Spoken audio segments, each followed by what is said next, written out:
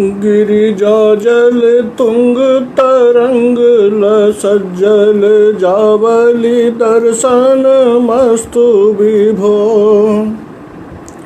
गिरिजा जल तुंग तरंग लसज्जल जावली दर्शन मस्तु विभो।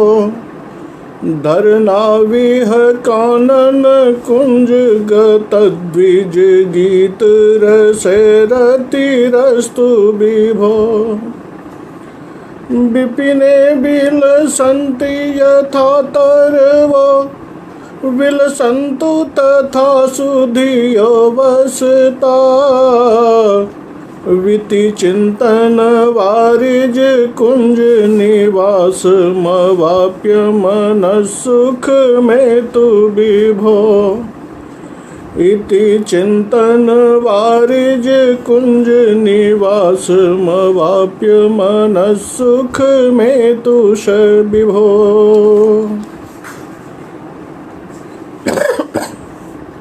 अयमान्याः संस्कृतानुरागिणः इदानीं संस्कृतं भारतम् इति चैनल मध्ये समुपस्थिताः ये केचन अपि सन्ति तेभ्यो सर्वेभ्यो हार्दिकम् अभिनन्दनं सुस्वागतं च प्रस्तौमि। तदनन्तरम् इदानीं रसगंगाधरस्य पाठे व्यभिचारी भावस्य पाठनं वा अध्ययनम् इदानीम् आरम्भयामि। प्रिय छात्रों, रसगंगाधर का जो ये पाठ चल रहा है उसमें कल मरण तक व्यभिचारी भावों का चिंतन हो गया था। अब उसके आगे जो विषय हम पढ़ने जा रहे हैं उसमें एक व्यभिचारी भाव आता है वितर्क, जिसको हम लोग आपस में बोलचाल की भाषा में कहते हैं कि यह तर्क वितर्क बहुत करता है। ये जो वितर्क है, इस वितर्क की परिभाषा क्या होगी या वितर्क किसको कहेंगे, इसके लिए आचार्य पंडित राज जगन्नाथ लिखते हैं, संदेहाद्यनंतरम जायमान ऊहो वितर्कः। संदेहाद्यनंतरम, जब किसी बात पर कोई संदेह होता है, उस संदेह को लेकर जो मन में विविध प्रकार के भाव आते हैं, जो एक मन की स्थिति ऐसी बन जाती है कि ऐसा हुआ या नहीं हुआ, हुआ तो क्यों हुआ, इत्यादि विषयक जो हम आपस में विचार करने लगते हैं, मन में ही विचार करने लगते हैं कि ऐसा क्यों हुआ, ऐसा हुआ तो ऐसा क्यों नहीं हुआ, क्या ये सही है या नहीं है।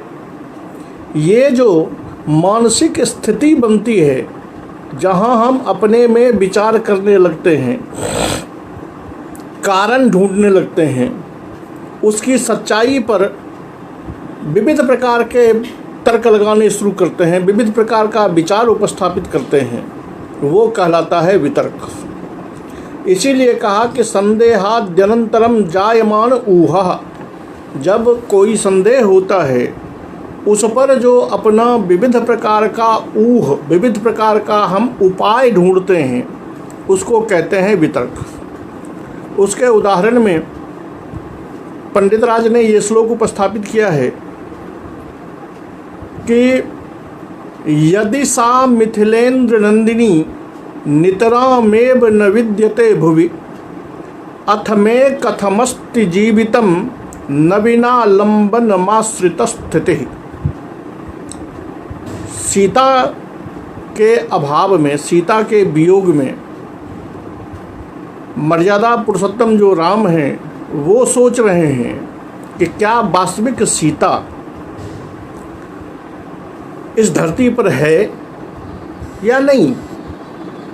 मन में चिंता है कि कहीं ऐसा तो नहीं कि किसी ने उसके साथ कोई अमंगल कर दिया हो।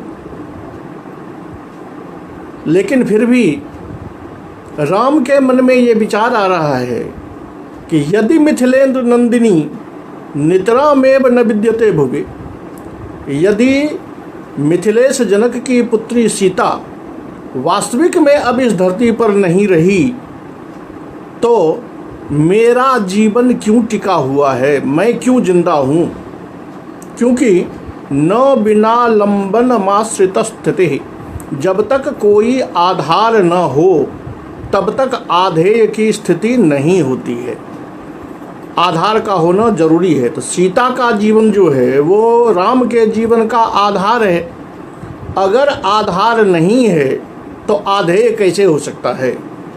इससे राम का वो विश्वास दिखाई देता है कि जिसमें वो कहते हैं कि नहीं, सीता है धरती पर। इसीलिए कहा है कि जायमान ऊह वितर्कः, ये ऊह जो होता है, ये विश्वास जो होता है, अपना तर्क जो होता है वो निश्चयानुकूल, वो निश्चय अर्थ पर टिकता है। इसी की व्याख्या करते हैं कि स्वात्मनि भगवतो रामस्य उक्ति ही, भगवान राम की ये अपने मन में उक्ति है। भुवि सीता अस्ति नवेति संदेह, सीता इस समय यहाँ पर है या नहीं है, इसके लिए या यही उनके मन में संदेह है और यही संदेह उसका विभाव है। भ्रूक्षेप शिरोंगुली नर्तन नमाक्षिप्त अनुभाव, इस सोच के क्रम में जो भौं का चलना, सिर का घूम हिलना, उंगली का नचाना, स्वतः जब हम कोई तर्क वितर्क करते हैं तो अपनी उंगलियां ऐसे चलती रहती हैं या सिर घूमता रहता है, ये सब इसके अनुभव हैं। यहाँ कहते हैं कि राम के इस तर्क से जो आपने तर्क को व्यभिचारी भाव बनाया है, तो राम के मन में चिंता जो है सीता के प्रति, उस चिंता को व्यभिचारी भाव मानकर क्यों नहीं उसी को ध्वनित माना जाए। कहते हैं नचासौ चिंता शक्यम वक्तुम, चिंता आप यहाँ नहीं कह सकते। क्यों नहीं कह सकते, उसका कारण क्या है। तो चिंतायाः नियमेन निश्चयम प्रति अप्रयोजकत्वात्, चिंता उस स्थिति का नाम है कि जिस विषय में आप सोच कर रहे हैं उसके निश्चितता पर ही आपकी चिंता हो, ये जरूरी नहीं है। जबकि तर्क जो है वो उसकी निश्चितता की ओर या उसकी निश्चितता का प्रयोजक होता है। जैसे यहाँ ये कह रहे हैं कि सीता अगर नहीं है तो मेरी जान क्यों टिकी हुई है, क्योंकि वो मेरा आलंबन है, मैं आश्रय हूँ। तो आलंबन के बिना आश्रय नहीं टिकता, मैं जीवित हूँ, तो ये साबित करता है कि सीता भी उपस्थित है। इस निश्चय की ओर चिंता नहीं होती, यहाँ वितर्क ही है। किम भविष्यति कथम भविष्यति इत्याद्याकारक चिंतायाः इदमित्थं भवितुमर्हति प्रायशः इत्याकारक वितर्कस्य विषय वैलक्षण्याच्च। कहता है चिंता और वितर्क में ये अंतर है कि चिंता जो होती है उसमें ये विचार होता है कि किम भविष्यति, आगे क्या होगा, कैसे होगा, ये चिंता होती है। यहाँ ये चिंता है कि निश्चित रूप से यह है, तो वहाँ चिंता में निश्चितता नहीं है और यहाँ निश्चितता है।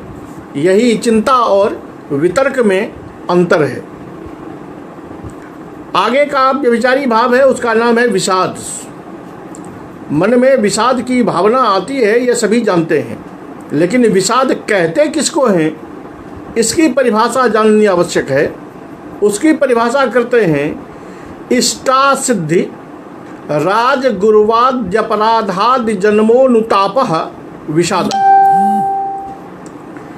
इष्ट की असिद्धि होने पर, इष्ट की प्राप्ति न होने पर राजा के द्वारा या राजा का कोई अपराध कर दिए जाने पर, गुरु के प्रति कोई अपराध कर दिए जाने पर, कि मैंने अगर राजा के लिए कोई अपराध कर दिया है या गुरु का कोई अपराध किया है, तब जो मन में एक प्रकार का ताप आता है कि मैंने ये उचित नहीं किया, ऐसा करना उचित नहीं है, ये जो मन का ताप है, इस अनुताप को ही विषाद कहते हैं। याद रहे कि मन का अनुताप है, अपने मन में होता हुआ जो अनुताप है कि मैंने ये गलती कर दी, वो विषाद है। जैसे ये श्लोक देते हैं कि भास्कर सूना वस्तम याते जाते च पांडवोत्कर्षे दुर्योधनस्य जीवित कथमिव नाद्यापि निर्जासी।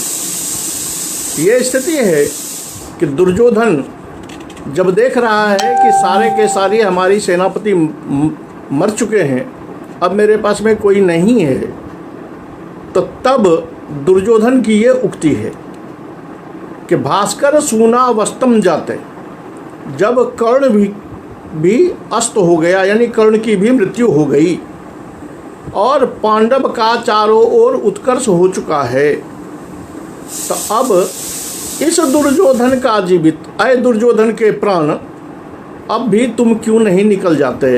अब तो तुम्हारा निकल जाना ही बेहतर है। अत्र स्वापकर्ष, ये तो स्पष्ट है कि दुर्योधन को अपना अपकर्ष दिखाई दे रहा है।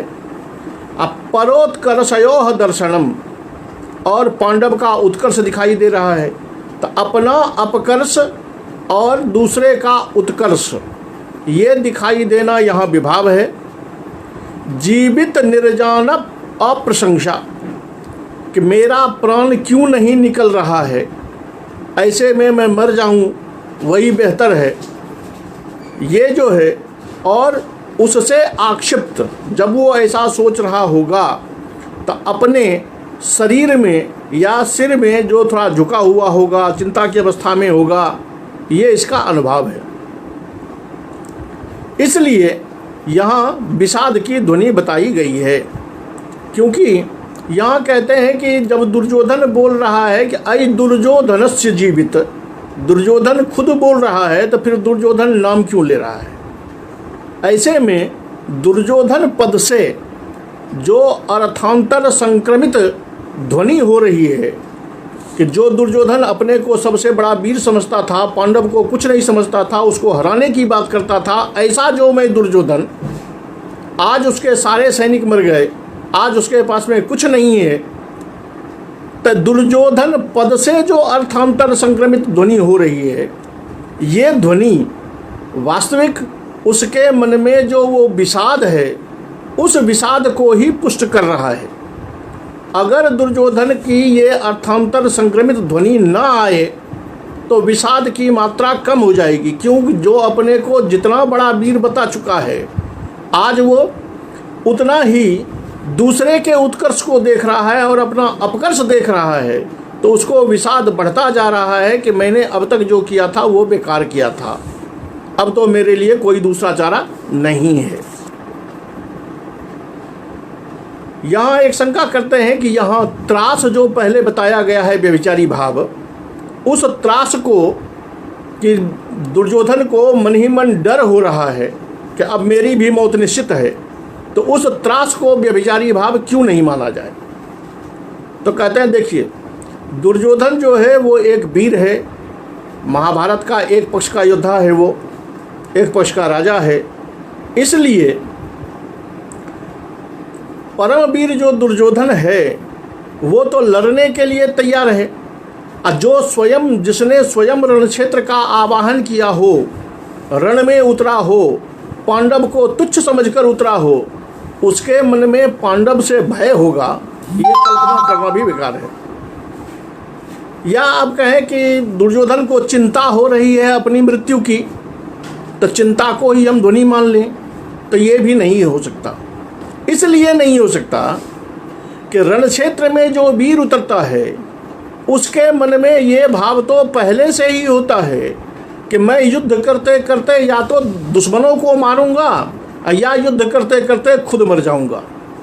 ये भाव जब वो लेके पहले आया हुआ है तो फिर इस विषय में चिंता को व्यभिचारी भाव बनाकर ध्वनित करने का कोई औचित्य नहीं ठहरता। उसी प्रकार दैन्य को भी चिंता नहीं बना सकते। क्यों? तो सकल सैन्य क्षयेपि विपदस्तेन अगरणात्। यहाँ देख लीजिए कि दैन्य तो तब होता अगर वो रोता कि हाय रे अब मेरे पास में कुछ नहीं बचा, अब मैं कैसे लड़ूंगा। ये स्थिति अगर होती तब आप कह सकते थे कि वो दीनता की अभिव्यक्ति हो रही है, लेकिन ऐसी स्थिति वहाँ नहीं है, इसलिए वहाँ दैन्य भी नहीं हो सकता। या दुर्योधन ऐसा आदमी है तो यहाँ आप कहिए कि वीर रस की ध्वनि मान ले दुर्योधन को आलंबन बनाकर, तो वो भी नहीं हो सकता, क्योंकि मरणस्य शरणीकरणे परापकर्ष जीवितस्योत्साहस्य असंभवात्। क्योंकि वो तो स्पष्ट कह रहा है कि पांडव का उत्कर्ष हो रहा है और मेरी मौत क्यों नहीं आ रही है। तो ऐसी परिस्थिति में पांडव से जीतने का उत्साह की ध्वनि करें, और जब तक उत्साह ध्वनित होगा नहीं तब तक वीर रस होगा नहीं। तो ऐसे में स्पष्ट दिखाई दे रहा है कि दुर्योधन की उक्ति में कहीं उत्साह नहीं है। इसलिए यहाँ जो विषाद नामक व्यभिचारी भाव है वही विषाद दुर्योधन के मन में हो रहा है। एक इन्होंने उदाहरण दिया कि ऐसे उदाहरणों को विषाद की ध्वनि नहीं माननी चाहिए। वो उदाहरण दिया है इन्होंने कि अयि पवन रयानाम निर्दयानाम हयानाम श्लथय गतिमहम नो संगरम द्रष्टुमी है श्रुति विबर ममी में दारयन्ति प्रकुप्य भुजानाम बाहुजानाम निनादाह। ये वहाँ की स्थिति है जब कुमार उत्तर युद्ध क्षेत्र में पहुँचे हैं, कौरव की सेना उपस्थित है और बृहन्नला उसके साथ है। बृहन्नला जब रथ चला रही है तो उस समय जब उन्होंने कौरव की सेना की आवाज़ सुनी, पहले तो उत्तर को बड़ा गर्व था कि मैं कौरव की सेना को हरा दूंगा, लेकिन बाद में जब उसने वो सेना देखी और उसकी टंकार और हुंकार सुना तब वो कह रहा है कि देखो पवन की गति में जो तुम्हारे ये घोड़े चल रहे हैं, इस घोड़े को निर्दयतापूर्वक दौड़ाना छोड़ो, इसको रोक दो, क्योंकि मैं युद्ध क्षेत्र देखना नहीं चाहता। ये दूसरे पक्ष में जो महासर्पाधिराज की तरह भुजाओं वाले ये वीर अपना निनाद कर रहे हैं, घनघोष कर रहे हैं, वो मेरे कानों को फाड़े जा रहा है। ऐसे में मैं युद्ध करने नहीं जाऊंगा। यहाँ वस्तुतः त्रासस्यैव प्रतीयमानत्वेन विषादस्य अप्रतीतेः। यहाँ स्पष्ट है कि उत्तर जो है वो उन कौरव की सेना को देखकर मन ही मन कहीं न कहीं उसको डर हो रहा है, इसलिए वो कहता है कि देखो घोड़े को रोक लो, मैं युद्ध क्षेत्र में जाना नहीं चाहता। तो यहाँ उसके मन में जो डर है उसकी अभिव्यक्ति हो रही है, न कि विषाद की। विषाद वो दुर्योधन वाला जो श्लोक है वहाँ स्थिति है कि जब वो ये देख रहा है कि अपना अपकर्ष हो गया और दूसरे का उत्कर्ष हो गया। यहाँ ऐसी स्थिति नहीं है। यहाँ उत्तर के मन का डर जो है वो अभिव्यक्त हो रहा है, इसलिए इसको त्रास में रखना चाहिए, इसको विषाद की श्रेणी में नहीं लाना चाहिए। अगला है औत्सुक्य। औत्सुक्य की परिभाषा करते हैं अधुनैवास्य लाभो ममास्त्वतीच्छा औत्सुक्यम, कि जब हम किसी चीज को पाने के लिए लालायित होते हैं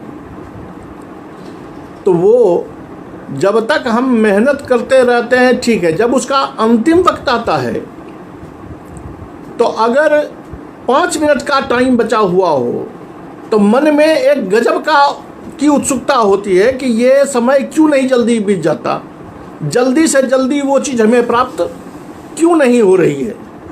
ये जो मन की स्थिति है कि जल्दी से जल्दी ये चीज़ हमें प्राप्त हो जाए, इसका नाम है उत्सुकता।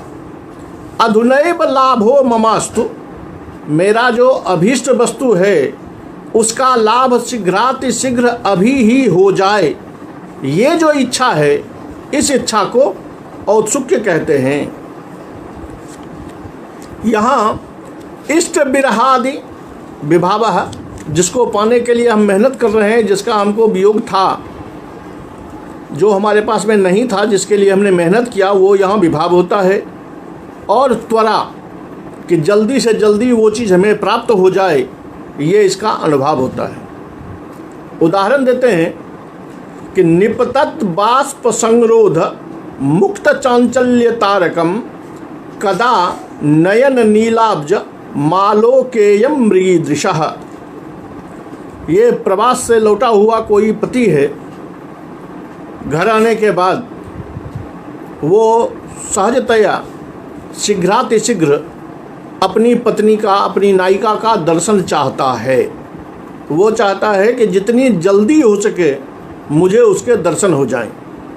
इसलिए वो कहता है निपतत बाष्प संरोध, आँख से गिरते हुए आंसू की बूंदों को रोककर, मुक्त चांचल्य तारकम, अपनी चंचल तारकाओं को आँख की कनीनिकाओं से मुक्त होकर रोककर, जो वो मेरी मृगनयनी है, मेरी मृगनयनी नायिका है, उसका नयन नीलाब्जम, नील कमल के समान जो आँख है, उसका दर्शन हमें कब होगा। यानी इतना लालायित है कि वो दर्शन के प्रति उसके मन में चंचलता बढ़ रही है कि अब कितने देर के बाद दर्शन होगा। तो वो दर्शन मुझे शीघ्रातिशीघ्र प्राप्त हो जाए, इस विषय में जो मन की उत्सुकता है, वही उत्सुकता यहाँ अभिव्यंजित हो रही है, और इसीलिए इसका नाम है औत्सुक्य। अगला व्यभिचारी भाव है आवेग, जिसको हम लोग कहते हैं कि इसको आवेग आ गया, जोश आ गया। अब देखिए कि आवेग की परिभाषा क्या होती है। वीर रस में भी जोश होता है, तो वो जोश अलग चीज़ है। यहाँ आवेग तब कहते हैं कि जब अनर्थातिशय जनिता चित्तस्य संभ्रमाख्या प्रवृत्ति आवेगः, कि जब कोई अतिशय अनर्थ हो गया हो, अत्यधिक अनर्थ जिसकी हम कल्पना नहीं कर सकते वैसा हो जाए, तो वैसी परिस्थिति में चित्त की जो संभ्रम स्थिति होती है, चित्त आगे पीछे सोच नहीं सकता, जोश में कुछ एक तरफा कर देता है, उसके सोचने की क्षमता उस समय समाप्त हो गई होती है। ऐसी संभ्रम की स्थिति को उचित अनुचित का विचार वो नहीं करता, एक तरफा फैसला कर लेता है और वैसा ही वो काम करने लगता है, तो वो कहलाता है आवेग। अनर्थातिशय जनिता चित्तस्य संभ्रमाख्या वृत्ति आवेगः। संभ्रम नामक जो वृत्ति है, यानी ये फैसला करने में असमर्थ हो जाता है, चूँकि उसके यहाँ अनर्थातिशय की चिंता होती है। अनर्थातिशय से जो उसने सामने में देखा, उससे उत्पन्न जो उसके चित्त की स्थिति होती है, उसको कहते हैं आवेग। उदाहरण देते हैं कि लीलया विहित सिंधु बंधन सोयमेति रघुवंश नंदन दर्प दुर्विलसितो दशानन कुत्र यामि निकटे कुलक्षयः। भगवान श्री राम लंका में युद्ध के लिए पहुँचे हुए हैं, लड़ाई चल रही है। वहाँ पर रावण की जो पत्नियाँ हैं, उनकी ये उक्ति है। उसके मन में ये विचार आ रहा है कि लीलया विहित सिंधु बंधना, ये राम तो ऐसा आदमी है जिसने खेल खेल में समुद्र को बांध दिया। सोय में रघुवंश नंदन, वही रघुवंश का नंदन श्री राम यहाँ पहुँचा हुआ है। और इधर दर्प दुर्विलसितो दशाननः, इधर अपने अहंकार के कारण विरोध करने में लगा हुआ दशानन है। तो अब हम लोग कहाँ जाएं? क्योंकि निकटे कुलक्षयः, आगे में दिखाई दे रहा है कि हमारे कुल का विनाश निश्चित है। उसका कारण बताया है कि जो राम समुद्र को बांध सकता है वो भला रावण को क्या समझेगा, ये उसको पूरा विश्वास हो चुका है। और जब पूरा विश्वास हो चुका है, कुल का विनाश उसको सामने दिखाई दे रहा है, तब वो कह रही है कि अब पता नहीं मैं क्या करूं, मैं कहाँ जाऊं। ये जो संभ्रम है, कहाँ जाऊं क्या करूं ये पता नहीं चल रहा उसे, उस स्थिति का नाम है आवेग। एस स्वात्मनि मंदोदर्या उक्ति, कहते हैं ये मंदोदरी की उक्ति है जो मन ही मन विचार कर रही है। रघुनंदन का आगम यहाँ विभाव है। अकुत्र यामि इत्येतत् व्यंग्यः स्थायी भावोनुभव स्थैर्या भावोनुभावः विद्यते शक्यते वक्तुम्। यहाँ चिंता प्रधान रूप से व्यंग्य हो रहा है, ऐसा कहना उचित नहीं। क्यों? तो स्फुटं प्रतीतेन स्थैर्या भावेन उद्वेगस्य चिंतायाः अप्रत्यायनात्। यहाँ वो कह रही है कि क्व यामी निकटे कुलक्षयः, आगे में कुल का क्षय निश्चित है तो हम कहाँ जाएं। इस प्रकार से जो स्थैर्य का अभाव, जो उसके चित्त की चंचलता है, तो चिंता में चित्त की चंचलता नहीं हो सकती। वहाँ वो ये सोचने पर मजबूर हो जाता है, इस विषय में सोचता है कि अब इसका उपाय हमें क्या करना चाहिए। यहाँ ऐसी बात नहीं है, परंतु आवेग चर्वणायाम, वो जो चित्त का संभ्रम है वही है आवेग। और उस आवेग की चर्वना में ये हो सकता है कि आवेग की चर्वना में कहीं न कहीं चिंता जो है वो चिंता उसका विषय बन जाता है। यानी जब उसको अपने कुल के प्रति, कुल को बचाने के प्रति या अपने प्रति मन में चिंता आई, तो उस चिंता वो चिंता गौण हो जाएगी और चित्त की चंचलता जो है वो प्रधान रूप से अभिव्यक्त हो रहा है। इसलिए भले वो चिंता विषयीभूत बन जाए, लेकिन प्रधान रूप से अभिव्यक्ति यहाँ आवेग का ही हो रहा है। आगे है जड़ता। जड़ता किसे कहते हैं? तो कहते हैं चिंता, चिंतोत्कंठा भय विरहे स्टानिष्ट दर्शन श्रवणादिजन्य अवश्य कर्तव्यार्थ प्रतिसंधान विकला चित्तवृत्तिर जड़ता। कि चिंता, उत्कंठा, भय, विरह, इष्ट और अनिष्ट का दर्शन, इष्ट का अभाव और अनिष्ट का दर्शन इत्यादि से उत्पन्न, चाहे चिंता के कारण हो, चाहे उत्कंठा से हो, भय से हो, विरह से हो, अनिष्ट दर्शन से हो या उसके श्रवण से हो, तो अब ऐसी परिस्थिति में मुझे क्या करना चाहिए, ये जो एक धैर्यशाली व्यक्ति का चिंतन है, इसका जब अभाव हो जाए कि मन की वो स्थिति जब अपना निर्णय न कर सके कि मेरा अब कर्तव्य क्या है, मुझे क्या करना चाहिए, ये जब अभाव में चला जाता है, इसका अभाव हो जाता है, उस अभाव में जो चित्त की विकलता होती है, उस विकलता का नाम है जड़ता। यानी जड़ हो जाना, उसका चित्त कोई काम नहीं कर रहा है कि मेरा दायित्व क्या है, मुझे आगे क्या करना चाहिए, क्या नहीं करना चाहिए, कैसी प्रतिक्रिया देनी चाहिए, इसके विचार का अभाव हो जाता है। और उस अभाव में वो आदमी या वो व्यक्ति, उसके मन की स्थिति जो है वो जड़वत स्थिर रह जाती है, कुछ नहीं कर पाती है।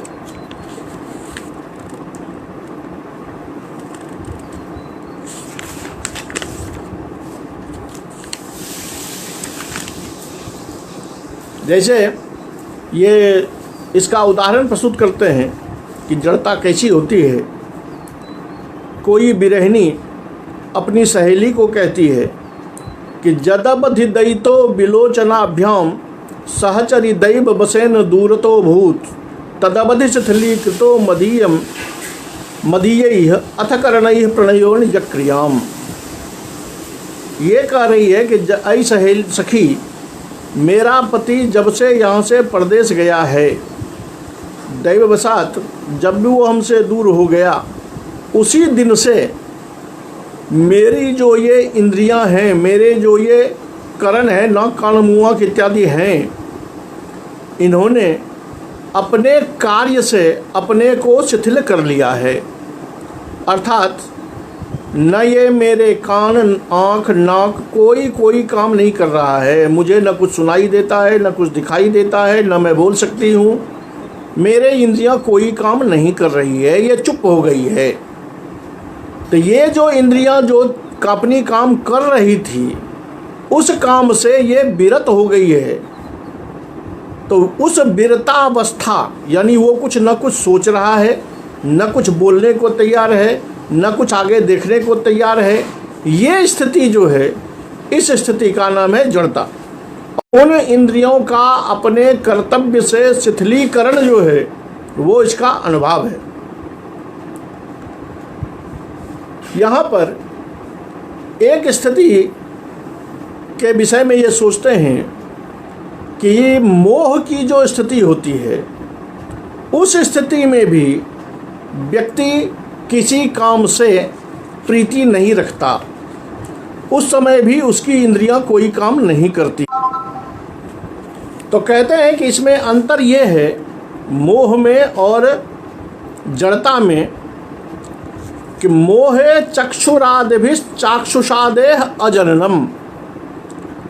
मोह की अवस्था वो होती है कि जब ये वस्तुतः आँखें देखना बंद कर देती है, आँख अपना काम करना बंद कर देती है। लेकिन यहाँ क्या हो रहा है, यह तो प्रकार विशेष वैशिष्ट्येन बाहुल्येन अजननम इति तस्मादस्य विशेषः। मोह की अवस्था वो होती है कि जब आदमी आँख वास्तविक में देखना बंद कर देता है, बेहोशी की अवस्था में वो पहुंच जाता है। यहाँ आँखों ने देखना बंद नहीं किया है, बल्कि विरह के कारण वो स्थिति हो गई है कि आँख में देखने की शक्ति तो है, लेकिन कोई और चीज़ जिसको वह देख रही है वो उसकी चित्तवृत्ति का विषय नहीं बन रहा है। वो केवल अपने प्रीतम के वियोग में ही, अपने प्रीतम में ही लगा हुआ होने के कारण अन्य किसी चीज़ से वो विरत हो गई है। तो वहाँ मोह की अवस्था में आँखें वास्तविक देखना बंद कर देती हैं। यहाँ वास्तविक देखना बंद नहीं हुआ है, बल्कि आँखों में दृष्टि तो है, लेकिन प्रिय वियोग के कारण अन्य किसी की बातें उसे अच्छी नहीं लगती। वो चुप हो गई है, न किसी को कुछ सुनना चाहती है, न देखना चाहती है, न सूंघना चाहती है। तो इससे जो विरति है वो जड़ता का कारण है। और जब इंद्रियां वास्तविक में अपना काम बंद कर देती है, तब वो मोह का उदाहरण बनता है। अगला है आलस्य। जब हम बहुत सारा काम करते हैं तो थक जाते हैं, और जब थकते हैं तो स्वभावतः लेटने की इच्छा करती है, शरीर कोई काम करना नहीं चाहता, उसको हम कहते हैं आलस्य। उसकी यहाँ परिभाषा करते हैं कि अति तृप्ति, गर्भ, व्याधि, श्रम आदि जन्या चेतसः क्रिया अनुन्मुखता आलस्यम। अति तृप्ति से आपको खूब भोजन हो जाए, या जो आप करना चाहते हैं वो आपकी पूर्ण रूप से वो आपको प्राप्त हो जाए, आप समझ लें कि मुझे ये पूरा प्राप्त हो गया, अब हमें कुछ नहीं करना है। उस अवस्था में महिलाएं गर्भ धारण करती हैं, तो गर्भावस्था में, या जब किसी को व्याधि होता है, शारीरिक रोग होता है, उस अवस्था में, या जब कभी श्रमाधिक्य होता है, बहुत ज़्यादा आदमी परिश्रम कर लेता है, उस अवस्था में जो क्रिया या अनुन्मुखता, जो आगे कोई दूसरा काम करने की इच्छा नहीं होती, दूसरे काम करने से परांगमुख हो जाना, उसके प्रति प्रवृत्ति नहीं होना, ये स्थिति कहलाता है आलस्य। अत्र च न असामर्थ्यम अन्नापि कार्याकार्य विवेक शून्यत्वम। यहाँ एक बात देखनी होगी कि यहाँ उसके शरीर में सामर्थ्य का अभाव हो गया है, ऐसी बात नहीं है। काम करने की क्षमता है, लेकिन चूंकि श्रम ज़्यादा हो गया है, या गर्भ का भार है, या अतितृप्ति हो गई है, इसलिए उसका शरीर काम करना नहीं चाहता। सामर्थ्याभाव यहाँ नहीं है, या कार्याकार्य विवेक शून्यता भी नहीं है। तेन कार्य कारण रूपस्य अनुभावस्य तुल्यत्वेपि ग्लानेर जड़तायाश्च भेदः। जबकि ग्लानि में वो असामर्थ्य आ जाता है कि जब आदमी बीमारी के कारण बेड पर से उठ नहीं पाता है, तब उसके मन में चिंता आती है कि भाई बड़े आदमी मेरे सामने है, देखो मैं उठ भी नहीं पाता, वो कहलाती है ग्लानि। यहाँ ऐसी स्थिति नहीं होती, यहाँ शरीर में ताकत होती है, लेकिन श्रमाधिक्य के कारण वो शरीर आगे कोई काम करना नहीं चाहता। यही ग्लानि और जड़ता में अंतर को स्पष्ट करता है। उदाहरण देते हैं कि निखिलाम रजनीम प्रियेन दूरा दुपयातेन विबोधिता कथा भी अधिकम नहीं पारयामि वक्तुम सखी माँ जल्प तबायसी प्रसज्ञा। ये एक सहेली, एक नायिका अपनी सखी को कह रही है, जो सखी उससे बार बार प्रश्न कर रही है, कुछ कुछ बातें कर रही है।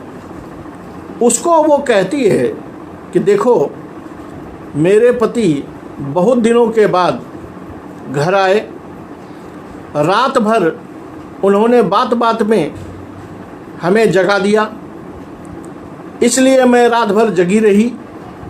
तो अब तुम्हारे इतने सारे प्रश्नों का जवाब मैं नहीं दे सकती, चुप हो जाओ, क्योंकि तुम्हारी रचना तो, तुम्हारी जिह्वा तो इतनी चंचल है कि यूं ही बोलती ही रहेगी, मेरा कुछ बोलने का मन नहीं हो रहा है, इसलिए चुप हो जाओ। तो स्पष्ट है कि प्रियागमन द्वितीय दिवसे मुहुर्निशा वृत्तांतम पृच्छन्तीम सखीम, जिसका प्रीतम कल घर आया था, उसके दूसरे दिन उसकी सहेली उसको अपने प्रीतम के आगमन के बाद होने वाली बातों पर विचार कर रही है, और उसको ये कहती है कि रजनी जागरण जनित, कि तुम चुप हो जाओ, मैं नहीं बोल सकती। इससे स्पष्ट होता है कि रात्रि जागरण के कारण अब उसका शरीर इतना थका हुआ है कि वो बोलना नहीं चाहती, वो चाहती है कि मैं चुपचाप पड़ी रहूं। इसलिए रजनी जागरण विभावः, रात भर जगना जो है वो यहाँ विभाव है। और अधिक संभाषणा भावः, कि मैं अधिक नहीं बोल सकती, ये इसका अनुभव है। अब यहाँ आप अगर पीछे के व्यभिचारी भाव से इसको जोड़ेंगे, इस आलस्य को, तो कहते हैं जड़तायाम मोहात पूर्ववर्तित्वम उत्तरवर्तित्वम वा नियतम न तो अत्र इत्यपरो विशेषः। मोह में और जड़ता में, दोनों में यहाँ भी देखिए, यहाँ भी यही स्थिति होगी कि उसका शरीर जो है वो थक तो गया है, तो या तो वो इतनी थक गई है कि वो उस स्थिति में पहुंच रही है कि उसकी आंखें या उसकी बोली काम नहीं कर रही है। तो जब काम नहीं कर रही है तब तो मोह की स्थिति आ जाएगी। या अगर वो सखी को देख कर के भी देखना नहीं चाहती, देख नहीं सकती, उसकी इंद्रियां अगर, बोली अगर अपनी सखियों से वार्तालाप करने से विरत हो रही है किसी और कारण से, तो जड़ता होगी। कहता है देखिए यहाँ स्थिति न तो जड़ता की है, क्योंकि वो ये तो नहीं कह रही है कि मैं तुमसे बोलना नहीं चाहती, बल्कि ये कह रही है कि रात भर मैं जगी हुई हूँ, इसलिए मैं अधिक नहीं बोल सकती। तो अधिक नहीं बोल सकती इसका मतलब है बोलने को वो तैयार है। मोह इसलिए नहीं है कि जिह्वा बंद हो गई है, ऐसी बात नहीं है। तो न मोह है न जड़ता है। हाँ, मोह और जड़ता का थोड़ा सा अंश आप यहाँ स्वीकार कर सकते हैं। वो भी निश्चित नहीं है कि वो दोनों होगा ही, लेकिन अगर आप स्वीकार करें तो थोड़ा सा अंश स्वीकार कर सकते हैं। यहाँ स्थिति जो है वो केवल शरीर के आलस्य की है कि वो शरीर कोई और काम करना नहीं चाहता। उसका कारण है रात्रि जागरण। या यदि आप ध्वनि के विषय में बात करेंगे तो कहते हैं गोपनीय विषयत्वात् यदि कथा भी रीति अविवक्षित वाच्यम तथा श्रमोस्तु परिपोषकः श्रमजन्ये ही आलस्य श्रमस्य पोषकतया अवर्जत्वात्। कहते हैं कि ऐसा भी तो हो सकता है कि जो सहेली पूछ रही है जो बातें, उस बातों का जवाब देना वो नहीं चाहती है, क्योंकि वो गोपनीय बात है और गोपनीय बातों को वह उजागर करना नहीं चाहती। ये भी ध्वनि हो रही है। तो कहते हैं देखिए ये ठीक बात है, ऐसा ध्वनि आप कर लें, लेकिन स्पष्ट है कि वो कहना सहेली है, वो कोई बड़ी आदमी तो है नहीं। तो यहाँ ये तो दिखाई दे ही रहा है कि श्रम जो है, उसके शरीर की जो थकान है वो श्रम तो स्पष्ट है। तो श्रम जब है तो श्रम से आलस्य होगा, और क्योंकि आलस्य जो है वो श्रमस्य पोषकतया, श्रम जो है वो आलस्य को उत्पन्न करता है। अधिक श्रम हो जाने पर शरीर में आलस्य हो जाता है थकान के कारण। ये तो अवार्य है, ये सभी जानते हैं, व्यावहारिक सिद्धांत है। तो इसमें दूसरे को व्यभिचारी भाव न मानकर आलस्य को ही व्यभिचारी भाव मानना उचित है। उसी तरह जो और बताए थे कि अति तृप्ति इत्यादि गर्भभार से, कहते हैं वो सारे विषय आप अन्यत्र ढूंढ सकते हैं। जैसे गर्भभार भरा सा कोई होती है तो वो भी कहीं जाके अपनी बैठ जाती है, कोई उसको काम करने कहे तो वो आलसपूर्वक लेट जाती है, वो अगला काम करना नहीं चाहती। ये सारे अन्यत्र उदाहरण ढूंढा जा सकता है। आगे आता है असूया, जिसको हम ईर्ष्या रूप में जानते हैं। इस असूया को परिभाषित करते हुए ये कहते हैं कि परोत्कर्ष दर्शनादिजन्य पर निंदा कारणीभूतश्चित्तवृत्ति विशेषो असूया, कि दूसरे के उत्कर्ष को देखकर कि दूसरा हमसे आगे बढ़ रहा है और मैं उससे पीछे रह गया, तो दूसरे के उत्कर्ष को देखकर उसकी निंदा करना। देख रहे हैं कि दूसरे का उत्कर्ष हो रहा है, लेकिन उसके उत्कर्ष को स्वीकार न करके बल्कि उसकी निंदा करना। तो निंदा करने का कारणीभूत जो चित्तवृत्ति है, उस चित्तवृत्ति विशेष का नाम है असूया। यानी उसकी चित्तवृत्ति ऐसी हो जाती है कि दूसरे के उत्साह को, दूसरे की वीरता को स्वीकार कर लें, ये उससे संभव नहीं होता, बल्कि उसकी वो निंदा करने में लगा हुआ है कि जो काम मैं नहीं कर पाया वो ये कैसे कर लेगा। ये भावना जो है ये चित्तवृत्ति कहलाती है असूया। उदाहरण, ये स्वीकार नहीं करते कि राम हमसे बलवान है।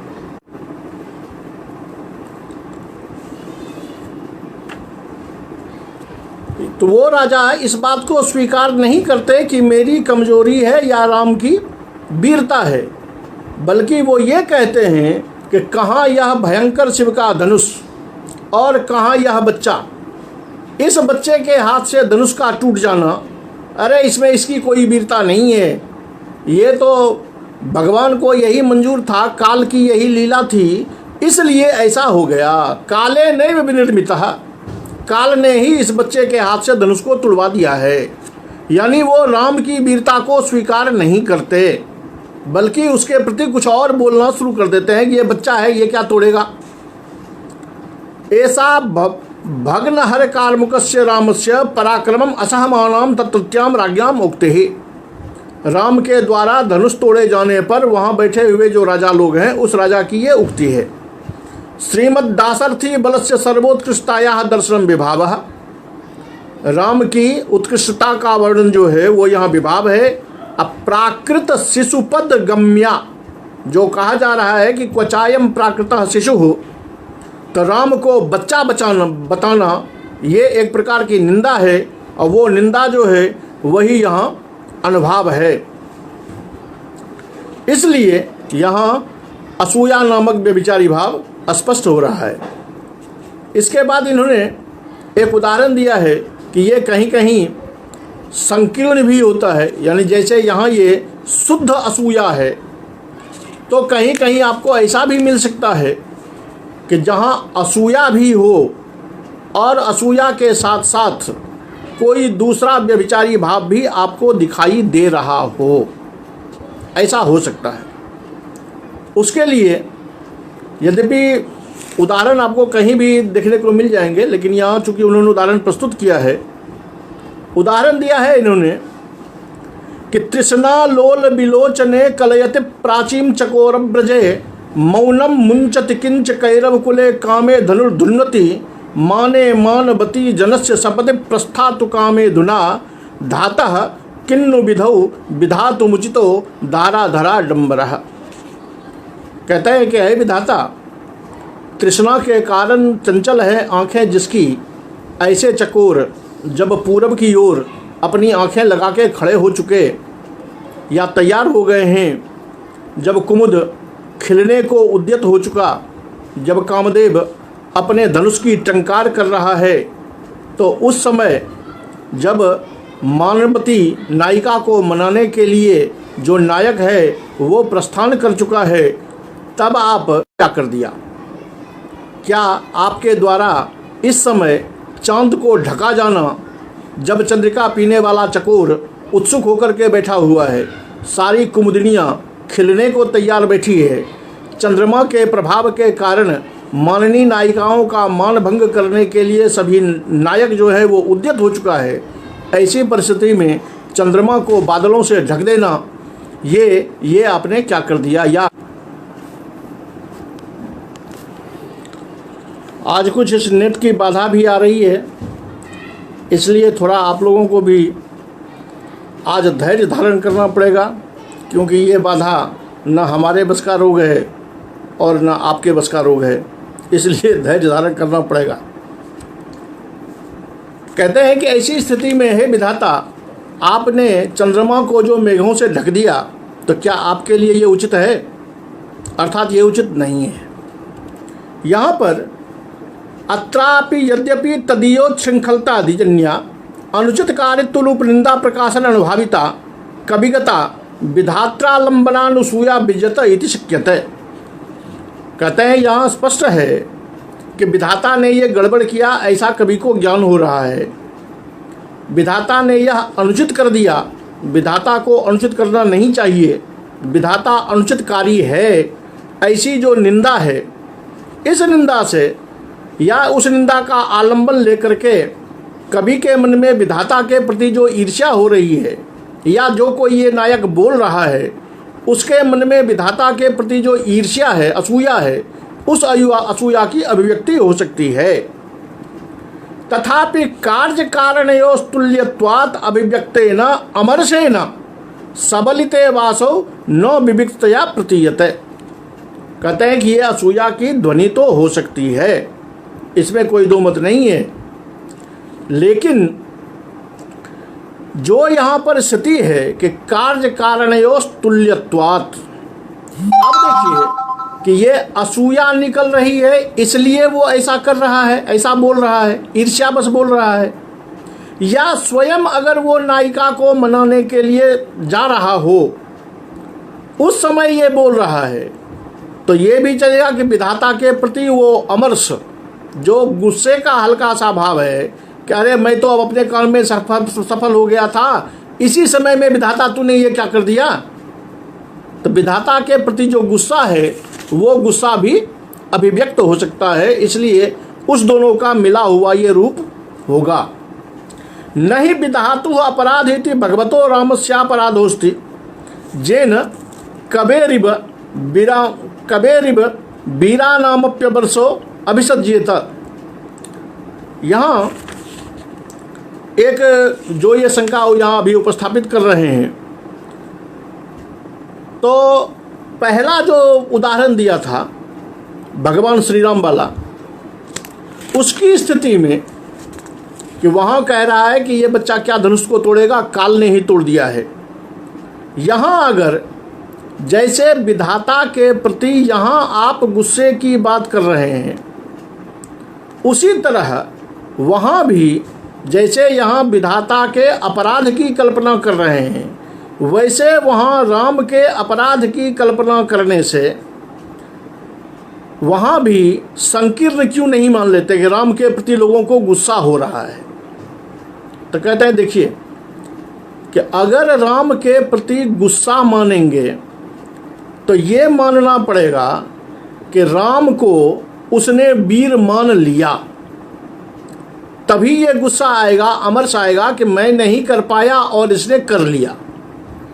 ऐसी स्थिति उन वीरों की नहीं है, क्योंकि ऐसा अगर मान लेंगे तो वीरा नामपि अमरसो अभिप्रसज्येत, तो वीर जो है, या वहाँ ये कहा जाए कि ये जैसे यहाँ विधाता का अपराध मान रहे हैं वैसे वहाँ राम का अपराध मान लिया जाए, तो क्या होगा कि वीरा नामपि, वीर जो रस होता है वहाँ पर भी अमर्ष की ही अभिव्यक्ति करनी पड़ेगी। यानी वीर में जो उत्साह आता है या रौद्र में जो गुस्सा आता है, उस क्रोध का हल्का सा भाव जो है वो यहाँ अमर्ष कहलाता है। यहाँ आपने विधाता के प्रति अमर्ष दिखाया है और असूया दिखाया है पिछले श्लोक में। तो अमर्ष और असूया जब दोनों दिखा रहे हैं तो दोनों की परिस्थिति कब होगा कि जब वो माननी को मनाने के लिए तैयार हो चुका हो और माननी मानने वाली हो, उसी समय चांद पर बादल ढक जाए, चांद का प्रभाव कम हो जाए, तो वो थोड़े गुस्से में कहेगा कि विधाता तूने ये क्या कर दिया, तुमको ऐसा नहीं करना चाहिए था। तो चूंकि वो विधाता को रोक नहीं सकता, इसलिए गुस्से अमर्ष का कोई औचित्य नहीं रह जाएगा, लास्ट में उसको वही असूया ही आएगी। लेकिन राम का जहाँ राम वाला जो श्लोक है कि वो बच्चा जो कह रहा है, वहाँ वीरों को ये भाव नहीं आ रहा है, ये वो स्वीकार नहीं कर रहे हैं कि राम जो है वो वीर है और मैं जो हूँ कमजोर हूँ, ऐसा वो स्वीकार नहीं कर रहा है। स्वभावो ही महोन्नत क्रिया संपादनम वीरानाम, क्योंकि राम को अगर वो वीर मान ले तो धनुष को तोड़ देना ये तो वीरों का स्वाभाविक कर्तव्य हो जाएगा, और जब स्वाभाविक कर्तव्य हो जाएगा तो फिर अमर्ष का भी कोई औचित्य नहीं रह जाएगा।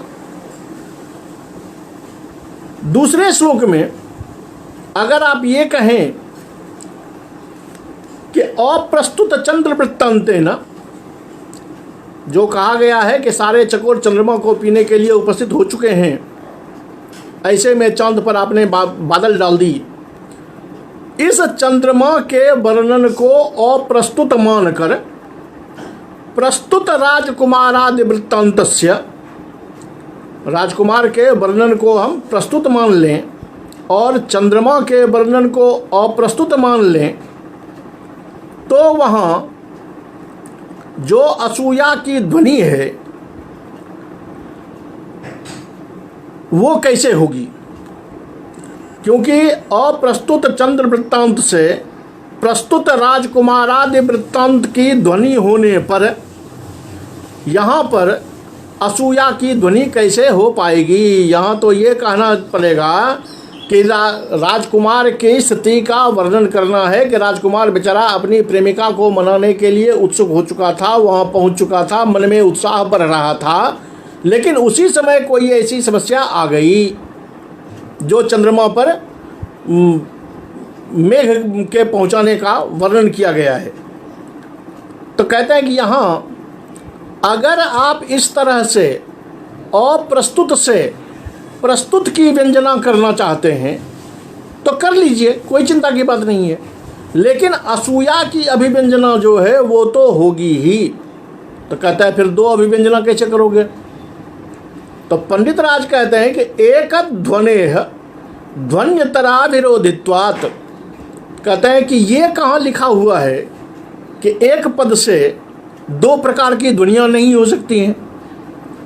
दोनों 2 ध्वनि हो जाएगी तो एक ध्वनि दूसरे का विरोधी हो जाएगा, ये भी तो उचित नहीं है।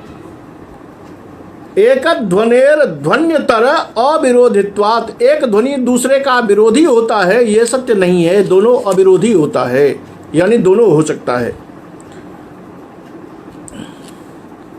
चलिए आगे है अपस्मार्श। वियोग शोक भय जुगुप्सादीनाम अतिशयात् ग्रहावेशादेश चोत्पन्नो व्याधि व्याधि विशेषो अपस्मारः। वियोग शोक भय जुगुप्सा इत्यादि के आधिक्य से या ग्रहों के आवेश से ग्रहों की वक्रता से उत्पन्न जो होती है व्याधि विशेष, उस व्याधि विशेष का नाम है अपस्मार्श।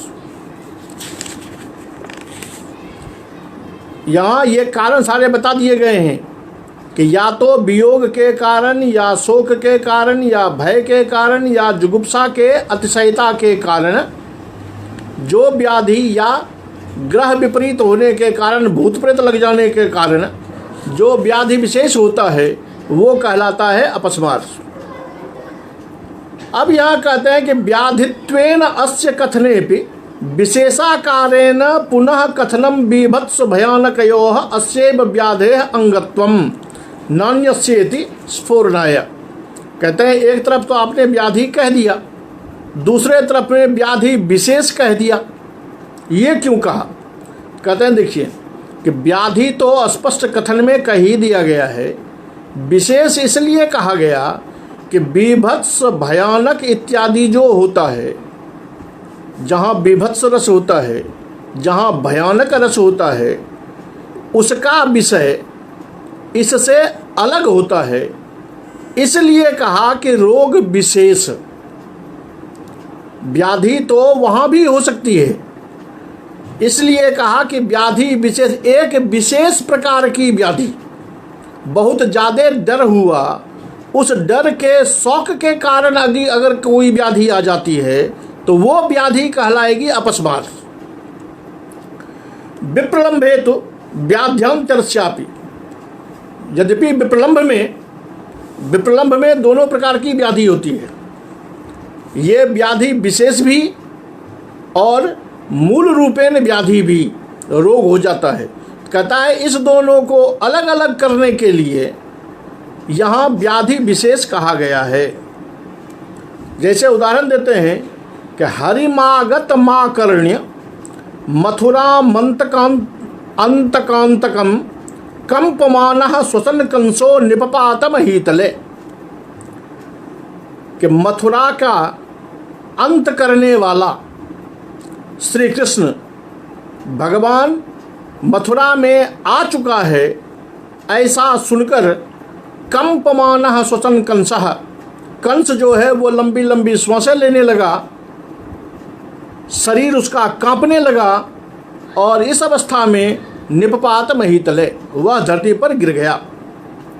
यहाँ स्पष्ट है कि भय जो है उसका विभाव है, शरीर का कंपन, श्वास की तेजी, ये और धरती पर गिर जाना, ये उसका अनुभव है। तो ऐसी परिस्थिति में शरीर का रोग नहीं हुआ है, बल्कि भय के कारण उसके शरीर की स्थिति व्याधि वाली हो गई है। तो ये व्याधि वाली हो गई है, इसलिए व्याधि से यहाँ व्याधि विशेष कहा गया था, इसलिए इसको कहते हैं अपस्मार्श। आगे आती है चपलता, जिसको चंचलता आप कहते हैं। अमरसादिजन्या वाक्पारुष्य कारणी भूता चित्तवृत्ति चपलता। अमरस जो पहले आया है क्रोध का हल्का सा रूप, क्रोध तो अस्थायी भाव में चला जाता है, अमरस जो है व्यभिचारी भाव में रहता है। उस अमरस से उत्पन्न जब वाणी में कठोरता आ जाती है तो ऐसी चित्तवृत्ति जो वाणी की कठोरता का कारण बन जाती है, हल्के क्रोध के कारण, अमर्ष के कारण चित्तवृत्ति ऐसी बन जाती है कि लोगों के मुंह से उस सामने में खड़े आदमी के प्रति कठोर वाणी निकलने लगती है, तो उसको कहते हैं चपलता। हिरण्यकशिपु कहता है प्रहलाद के प्रति, अहितव्रत पापात्मन मैवं में दर्शयाननम आत्मानम हन्तुमिच्छामि जेन त्वमसि भावितः। कहता है कि अये अहित व्रत, अनुचित व्रत करने वाले पापात्मा, इस प्रकार तुम अपना मुंह मुझे मत दिखाओ। आत्मानम हन्तुमिच्छामि, मैं तो ऐसी परिस्थिति में पड़ गया हूँ कि मैं अपनी आत्मा का ही हनन करना चाहता हूँ, या मैं आत्मा का हरण करना चाहता हूँ। जेन त्वमसि भावितः, कि जिस आत्मा ने, जिस मैंने, मेरे शरीर ने या मैंने तुमको जन्म दिया, तो तुमको जन्म देने का कारणभूत जो मेरा शरीर है या मैं हूँ, मैं अपने की ही हत्या करना चाहता हूँ। यहाँ भगवत अनुरक्त घटनोपायम अपश्यतः प्रहलादम प्रति हिरण्यकशिपोः उक्ति ही। जो प्रहलाद भगवान के प्रति आसक्त हो चुका है, भगवान के प्रति समर्पित है, ऐसे प्रहलाद की वास्तविक तत्व को न जानते हुए हिरण्यकशिपु की यह उक्ति है, भगवद द्वेषोत्थापितः पुत्र द्वेषोत विभावः। क्योंकि हिरण्यकशिपु का मानना था कि हम ही को भगवान मानो, हमसे छोड़कर दूसरा कोई भगवान नहीं है, तो पुत्र ने भगवान को मानना शुरू कर दिया, पिता को नहीं माना, तो ये द्वेष जो है वो यहाँ विभाव है। और आत्मवधेच्छा, गुस्से में आकर जो वह पुत्र के उत्पन्न होने का कारणीभूत जो पिता का शरीर है, अपना शरीर है, उस अपने शरीर की ही हत्या करना चाहता है। और ये बातें वो उसको, प्रहलाद को ही सुना रहा है। तो प्रहलाद के प्रति जो यह परशु वचन है, वो वचन यहाँ पर अनुभाव है। न चामर्ष एवात्र विजयते इति वाच्यम सदैव भगवदनुरागिनी प्रहलादे हिरण्यकशिपो अमरसस्य चिरकाल संभृतत्वेन आत्मवधेच्छायाः इदं प्रथमतानुपपत्तेः। कहते हैं कि यहाँ अमर्ष की अभिव्यंजना नहीं हो सकती। क्यों नहीं हो सकती? तो अमर्ष की स्थिति तो तब होती जब उसको उसके प्रति गुस्सा अभी आया होता, लेकिन प्रहलाद भगवान के प्रति अनुरक्त है, ये स्थिति अभी तो नहीं हुई है। ये स्थिति तो चिरकाल से, बहुत दिनों से चल रही है, जिसको देख देख के उसके मन में गुस्सा आ रहा है। तो अगर लगातार वो बढ़ता जा रहा है, तब तो वो क्रोध की अवस्था में होना चाहिए, अमर्ष की अवस्था में नहीं होनी चाहिए। यहाँ जो किसी कारणवश, किसी विशेष परिस्थिति में वो अपने पुत्र को डांटता हुआ ये कह रहा है, तो ये एक विलक्षण चित्तवृत्ति है, जिसमें वह सब कुछ जानते हुए भी भगवान के प्रति समर्पित अपने पुत्र को ऐसा कठोर वचन कह रहा है। तो ये चित्तवृत्ति जो है, वो चित्तवृत्ति वस्तुतः अमर्ष के अंतर्गत नहीं आएगा, बल्कि चपलता के अंतर्गत ही आएगा।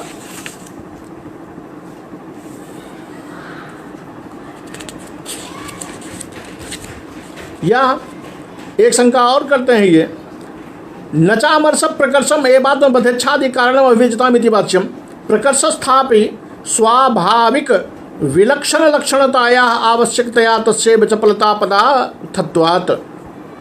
कहते हैं कि जो ऊपर में बात कही कि अमर्ष होता तो क्षण भर के लिए होता, लेकिन ये तो बहुत दिनों से वो जान रहा है कि प्रहलाद भगवान के प्रति समर्पित है, ऐसे में उसको क्रोध हो जाना चाहिए था। तो कहते हैं ये अमर्ष का प्रकर्ष है, अमर्ष की अंतिम अवस्था है, बहुत ज़्यादा अमर्ष है। इस अवस्था के कारण ही वो आत्महत्या की बात कर रहा है। तो पंडित राज कहते हैं ऐसा भी नहीं, ऐसा भी कहना उचित नहीं है, क्योंकि प्रकर्षस्यापि, अमर्ष अपनी प्रकर्षावस्था में है। तो जब आप कह रहे हैं कि अमर्ष प्रकर्षावस्था में है, तो इसका मतलब है कि अमरस की सामान्य परिभाषा जो है वो अलग है। ये अवस्था जो प्रकर्ष पद लगा करके आप दिखा रहे हैं ये अलग है। तो स्वभावता है कि अमरस में विशेषता तो आ गई, अब वो जो विशेषता आ गई उसी विशेषता को तो यहाँ चपलता कही जा रही है, इसलिए ये चपलता ही है। अंतिम व्यभिचारी भाव आता है निर्वेद। निर्वेद कब होता है? यदि कि निर्वेद यहाँ व्यभिचारी भाव में गिना गया है, निर्वेद जो है वो अस्थाई भाव में भी गिना जाता है सांतरस में। व्यभिचारी भाव कब होता है उसकी गिनती गिन रहे हैं कि नीच पुरुषेषु आक्रोशनाधिक्षेप व्याधि ताड़न दारिद्र्य इष्ट विरह परस्पर पर संपत्ति दर्शनादि भी उत्तमेषु त्वज्ञादिभिर्जनिता विषय विद्वेषाख्या रोदन दीर्घ निश्वास दीन मुक्तादि कारिणी चित्तवृत्तिर निर्वेद। कि नीच पुरुष अगर किसी का अपमान कर दे या नीच पुरुष अगर किसी श्रेष्ठ पर कोई आक्षेप लगा दे, कोई निंदा वाक्य कर दे, या कभी बीमारी ऐसी हो जाए जिससे आदमी तंग आ जाए, या कभी कहीं लड़ाई में किसी दूसरे के द्वारा तारणाधिक्य हो जाए, दारिद्र्य अधिक हो जाए, इष्ट का विरह हो जाए, दूसरे की संपत्ति को देख करके, ऐसी स्थिति में या उत्तम व्यक्ति जो है उनको तत्वज्ञान से उत्पन्न जो विषय विद्वेष होता है। विषय विद्वेष से मतलब ये हुआ कि जैसे ऊपर में कहा गया कि अगर किसी भले आदमी को कोई छोटा पुरुष आकर के दो बातें कह के चला जाता है तो क्षण भर के लिए उसके मन में भाव आता है कि काहे के लिए हमने ये कमाया, काहे के लिए हम बड़े बने, जब छोटा आदमी हमको गाली पढ़ के चला जा रहा है, इसलिए ये दुनिया बेकार है। वहाँ भी ये स्थिति पैदा होती है। दूसरा मार के चला जाए, मार खा ले कोई, अपनी संपत्ति का विनाश हो जाए, बहुत मेहनत करें और बहुत मेहनत करके पैसा कमाएं और वो किसी कोप में ख़त्म हो जाए, तो वैसी परिस्थिति में भी आगे मैंने क्यों मेहनत किया, मेहनत करने से हमें प्राप्त क्या हुआ। ऐसी परिस्थिति में विषय से विद्वेष, सांसारिक विषयों से द्वेष होने की जो स्थिति है, जिसमें रोदन होता है, लंबी लंबी श्वासें आती हैं, मुंह पर दीनता का भाव दिखाई देता है, ऐसी चित्तवृत्ति निर्वेद कहलाती है। ये उदाहरण देते हैं कि वैदेही के विरह में भगवान श्री राम लक्ष्मण को कह रहे हैं कि यदि लक्ष्मण सा मृगे क्षण न मदीक्षा शरणिम समेष्यति अमुना जड़जीवितेन में जगता वा विफलेन किम फलम। कहते हैं कि लक्ष्मण, यदि वह मृगनयनी सीता मेरे सामने उपस्थित नहीं होती, मुझे नहीं मिल जाती, तो अमुना जड़ जीवितेन, मेरा जो यह जड़ जीवन है, बेकार का जीवन है, इस जीवन से क्या, और मेरे लिए तो यह संसार ही विफल है, क्योंकि सीता के बिना हमें कोई आनंद नहीं, तो विफल जीवन से हमें क्या लेना देना। यहाँ नित्यानित्य वस्तु विवेक जन्मा जन्यत्वात् भावान्नासो रसपद व्यपदेश हेतु हो। कहते हैं कि यहाँ जो राम का निर्वेद है, उस निर्वेद को अस्थाई भाव मानकर शांत रस क्यों नहीं मानते? तो कहते हैं देखिए, अस्थाई भाव तब मानते हैं जब नित्यानित्य वस्तु विवेक से इस जगत की नित्यता और जगत की अनित्यता पर विचार करके उस विचारोपरांत जगत की अनित्यता को सिद्ध करके जब विषय से विराग उत्पन्न होता है, तब होता है वो अस्थाई भाव, तब होता है शांतरस। यहाँ ऐसी स्थिति नहीं है। यहाँ तो केवल कह रहे हैं कि यदि सीता नहीं मिली तो मेरा जीवन बेकार है, तो यह जीवन बेकार है। तो यानी सीता अगर मिल गई तो जीवन बेकार नहीं है। तो नित्यानित्य वस्तु विवेक का यहाँ अभाव है, इसलिए इसको हम रस में नहीं गिन सकते। ये निर्वेद जो है वो क्षणिक है, सीता मिल जाएगी, निर्वेद समाप्त हो जाएगा। इसलिए ये निर्वेद अस्थाई भाव नहीं बल्कि व्यभिचारी भाव है। ये हो गए आपको 33 व्यभिचारी भाव गिन दिए इन्होंने। एक जो ये ज़्यादा करते हैं तो आचार्य मम्मट ने रतिर्देवादि विषया व्यभिचारी तथांजिता जो गिना था उसको लेकर ये 34वां व्यभिचारी भाव कहते हैं कि देवादि विषया रति, देवादि विषयनी जो रति है उसको दिखाते हैं।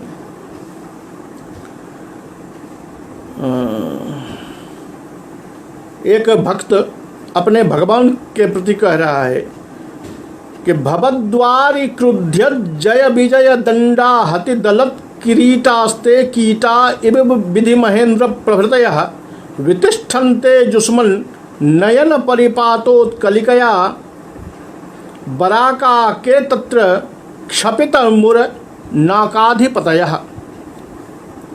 यहाँ वो भक्त कह रहा है कि हे भगवान, आपके दरवाजे पर जो देवता लोग उपस्थित हैं, इंद्र ब्रह्मा इत्यादि, आपके दरबान जय विजय उसको भी रोक रहे हैं। डंडे से मारने के कारण उसके मुकुट का मणि भी तितर बितर हो रहा है। तो भला कहिए कि जब इंद्र और ब्रह्मा इत्यादि की ये हालत है तो भला फिर दूसरा कौन है जो आपकी कृपा को युष्मन नयन परिपातोत्कलिकया, आपके इशारे मात्र से जब ये हो सकता है तो दूसरा कौन है जो आपकी कृपा के बिना आपको पा सकता है। अत्रापमान सहन भगवत द्वार निसेवन भगवत कटाक्ष पाताभिलाषादिविर ब्रह्मा इति चेत ब्रह्मादिगता भगवदालंबना रतिर्नाभिव्यज्यते अपितु भगवत ऐश्वर्यम ऐश्वर्यम अवांग मनस गोचर इति चेत तथापि तादृश भगवत ऐश्वर्य वर्णनानुभावितया कविगत भगवत आलंबन रत्या ध्वनित्वम अक्षतमेव।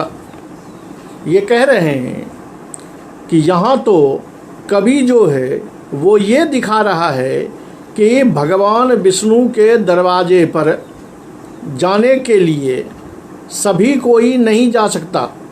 वहाँ तो स्थिति ये होती है कि जो इंद्रादि देव हैं वो भी जब पहुँचते हैं तो वो भी अंदर नहीं जा पाते, क्योंकि उस भगवान की जो ऐश्वर्यशालिनी संपत्ति है, उनका जो ऐश्वर्य है, उनका जो महत्व है, उनको तो ये लोग भी नहीं पा सकते सहजतया, तो दूसरे कैसे पाएंगे। इसके लिए ये कह रहे अपमान सहन, इंद्रादि देवता जो है वो भी अपमान सहने के बाद भी भगवान के दरवाजे का निषेधन करना चाहते हैं। क्यों? तो इतना होने के बावजूद भी भगवान के कटाक्ष का निपतन मेरे ऊपर हो जाए, अर्थात भगवान एक बार मेरी ओर निहार लें। ऐसे में भगवदालंबना रति, ऐसे में कहेंगे कि वहाँ जो ब्रह्मा वगैरह उपस्थित हैं, उस ब्रह्मा का भगवान में इतनी रति है कि वो अपने सिर पर जय विजय के द्वारा डंडे भी खा लें, लेकिन फिर भी भगवान के दर्शन के लिए लालायित होकर के वहाँ खड़े हैं। तो ब्रह्मा का जो भगवान के प्रति रति है उसकी अभिव्यक्ति होगी। तो कहते हैं चलिए, अपितु भगवत ऐश्वर्य, कहते हैं ऐसा उचित या ऐसा हो सकता है, लेकिन साथ ही साथ भगवत ऐश्वर्य, भगवान का जो ऐश्वर्य है जो अवांग मनस गोचर, जो मन का भी गोचर नहीं है, वाणी का तो विषय है ही नहीं, ऐसा होने पर ब्रह्मा के हृदय में जो उसकी रति है उसी की अभिव्यंजना हो। कहते ठीक है ऐसा कर लें, लेकिन फिर भी भगवान के इस अतुलित ऐश्वर्य का वर्णन अनुभाव रूप में जो कवि कर रहा है, तो इस कवि के हृदय में भगवान के प्रति जो भक्ति है, भगवान के प्रति जो श्रद्धा है, जो रति है, उसकी अभिव्यक्ति तो होगी ही, क्योंकि अगर भगवान के प्रति भक्त के मन में भाव नहीं है तो भगवान के इस अपरिमित ऐश्वर्य का वर्णन जो वो कर रहा है, तब कवि द्वारा किया गया यह वर्णन अभिव्यक्त करता है कि उसको, उस कवि के हृदय में उस भगवान के प्रति श्रद्धा है। और यह ध्वनि भगवान के प्रति कवि के हृदय में जो निष्ठा है, जो रति है, उसकी ध्वनि अक्षत ही रहेगी। चाहे दूसरी भी ध्वनि आ जाए, लेकिन ये भी ध्वनि रहेगी।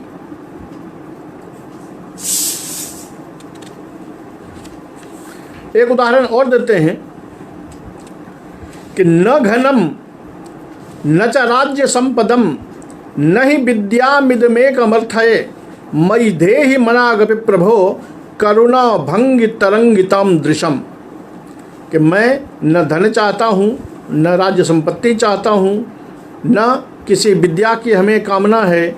अगर प्रभु मेरे ऊपर करुणा से युक्त आपकी दृष्टि का एक कण पड़ जाए, आप एक बार मुझे देख लें, तो मुझे फिर और कुछ नहीं चाहिए। तो स्पष्ट है कि धनाद्यपेक्षा शून्यस्य, इस कवि को या इस भक्त को न धन की अपेक्षा है, न जन की अपेक्षा है, न विद्या की अपेक्षा है। भगवत